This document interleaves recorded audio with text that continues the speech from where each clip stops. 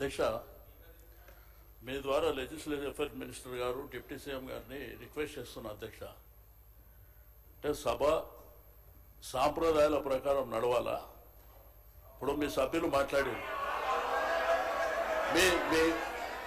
మీ సభ్యులు ఇప్పుడు మీ ఇద్దరు సభ్యులు మాట్లాడారు అధ్యక్ష. గవర్నర్ గారి అడ్రస్ మీద ఈరోజు సెషన్ అంతా నడవాలి అని మీరు అవకాశం ఇచ్చారు అధ్యక్ష.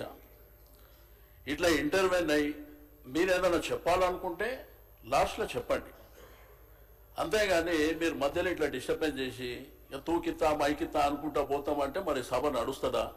మీరు ఆలోచన చేయాలి.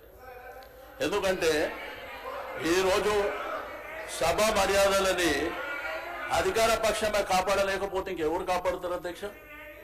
దయచేసి మీరు కూడా మా రిస్కులోకి రావాల్సినటువంటి అవసరం ఉంది అధ్యక్ష. వాళ్ళు చేతులు ఎవరు లేపంగానే వాళ్ళకి అవకాశాలు ఇస్తే ఏం జరిగింది 10 ఏళ్ళల్లో, ఇప్పుడు ఏం జరుగుతుంది?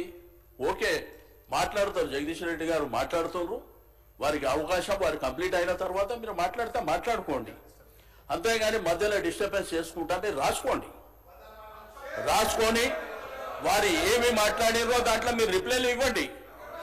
అట్లా కాకుండా ప్రతిసారి మధ్యలో అంటే సభ నడవదు అధ్యక్ష. ఎందుకంటే మళ్ళీ వాళ్ళు మాట్లాడతారు, మళ్ళీ మేము మాట్లాడతామంటాము, మళ్ళీ మిగిలిన సభ్యులు మాట్లాడతామంటే అనవసరంగా సభ నడవదు అధ్యక్ష.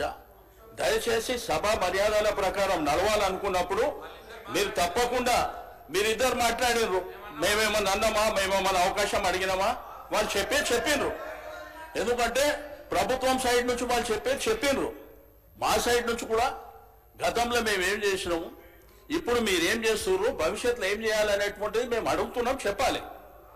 అంతేగాని మీరు ప్రతిసారి మధ్యలో 2 నిమిషాలకు 3 నిమిషాలకు ఆయన స్టార్టే చేయకముందు ఆయన ఇంకా ఒక 2-3 నిమిషాలు మాట్లాడకముందే మీరు ఇద్దరు మాట్లాడి ఇట్లా బుల్డోజ్ చేస్తాము, మాకు అధికారం ఉన్నది, మాకు మందబలం ఉన్నది కాబట్టి మేము చేస్తామంటే మీ ఇష్టం అధ్యక్ష. అది మేము కూడా ఏం చేసేది లేదు. ఎందుకంటే మీరు ఇదే విధంగా జరిగితే మమ్మల్ని రమ్మంటారా రావద్దంటారా మీరే చెప్పాలి. ఎందుకంటే ఇట్లా చేసుకుంటా పోతే కరెక్ట్ కాదు అధ్యక్ష. కాబట్టి దయచేసి నేను గౌరవ శాసనసభ వ్యవహారాల మంత్రి గారికి, డిప్యూటీ సీఎం గారికి రిక్వెస్ట్ చేస్తున్నా, మీరు దయచేసి మీరు మీ సభ్యులని తప్పకుండా మాట్లాడేటువంటి అవకాశం అందరికీ ఉంటుంది.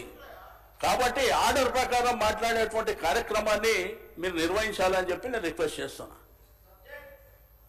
సభ్యులు తలసాని శ్రీనివాస్ యాదవ్ గారు అంటే ఏలనేని గౌరవము, మరి వారు సీనియర్ శాసనసభ్యులు, కానీ ఎవరికంటే వాళ్ళకి నేను ఇవ్వలేదు. గవర్నర్ ప్రసంగం పైన ఆది శ్రీనివాస్ గారు మాట్లాడినరు, మా ఈ సభ విప్పు, అందుకే వారికి అవకాశం ఇచ్చిన. తర్వాత మంత్రి గారు అడిగితే మంత్రి గారికి ఇచ్చిన. నా రిక్వెస్ట్ కూడా మీతో ఒకటే, ప్రతిపక్షాలకు గవర్నర్ ప్రసంగం పైన మాట్లాడితేనే మంచిది. డీవియేషన్ అయితే తప్పకుండా అక్కడికి వెళ్ళి ప్లీజ్